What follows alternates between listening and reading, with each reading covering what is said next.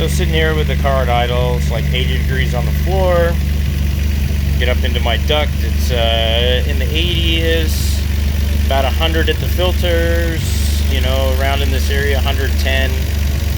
The outlet tubes, 120s, you know, this is all surface temp. So inlet to the front turbo in the 130, 140 range. Outlet out of the front turbo in the 140 range. The heat shield in the 300 degree range. You know, down here on the outlet tube in the 460 degree range.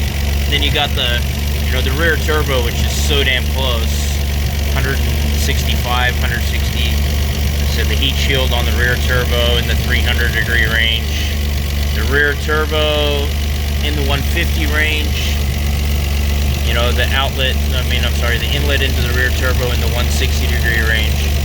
So, that's it. But then when we get over here, we'll get on the intercooler and we'll look on the hot side of the intercooler. It's 112, and then as we go across, definitely about 20 degrees cooler on the outlet side of the intercooler, even though we don't really have any real airflow going through. I mean, it's noticeable when you put your hand on it. You can feel the 20 degree difference. So, kind of interesting. I got my oil cooler up here. You can see the oil temp's about 160,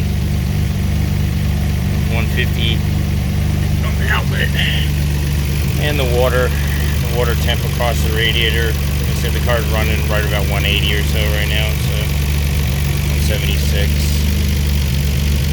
Like I said, this one isn't in and out on the same side. So, and then we got our collector in the 120s, 130 range. So